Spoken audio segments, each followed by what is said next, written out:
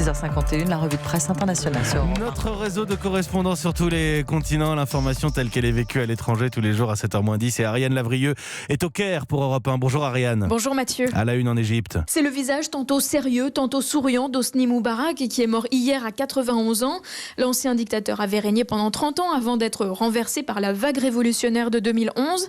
La plupart des unes titrent sur les 3 jours de deuil national décrétés par le président actuel, le maréchal al-Sissi.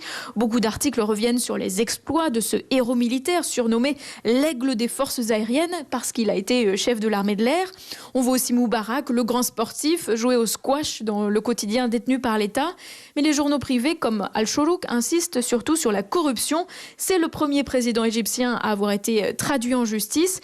D'ailleurs, les procès en cours pour détournement de fonds vont continuer après sa mort, croit savoir un journaliste d'Al-Watan. Et s'il est coupable, ses héritiers devront payer. Merci beaucoup Ariane Lavrieux. En Égypte, Marie Nodachar est à Sao Paulo pour Europe 1. Bonjour Marie. Bonjour Mathieu. De quoi est-ce qu'on parle au Brésil ? À la une ici, le carnaval qui tire à sa fin et l'attente des résultats du concours ce soir avec au cœur du suspense ce Jésus noir de l'école de samba de Rio, Mangueira, tour à tour pauvre SDF ou victime de violences policières. Directement critiqué par le refrain de la musique entonné par cette école très populaire à Rio, le président Bolsonaro a déclaré que Mangueira attaquait les religions. Au passage, il s'en est pris au quotidien Folha de São Paulo. Le journal avait titré Mangueira utilise Jésus pour critiquer Bolsonaro. Un carnaval très politique qui n'a pas manqué d'inspirer aussi Vigário Geral, une autre école de samba de Rio qui a fait défiler un gigantesque clown présidentiel armé.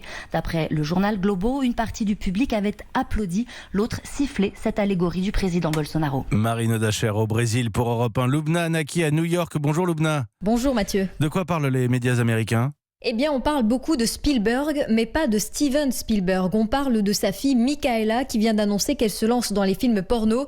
Dans une interview exclusive accordée à la version américaine du Sun, Micaela Spielberg, âgée de 23 ans, explique son choix comme une prise de pouvoir et une envie d'indépendance, notamment financière vis-à-vis de ses parents. « Mon corps, ma vie, mon choix », a-t-elle répété. Micaela Spielberg est l'une des filles adoptives du réalisateur aux multiples Oscars. En plus de réaliser, produire et jouer dans des films porno, elle veut devenir danseuse dans un club de striptease. Elle a annoncé sa décision à ses parents ce week-end et il l'aurait assuré de leur soutien. Mais à en croire le New York Post, Steven Spielberg serait tout de même embarrassé et inquiet du choix de carrière de sa fille. Lubna Anaki à New York pour Europe 1. Merci Lubna. Les États-Unis, le Brésil, l'Égypte. C'était la revue de presse internationale.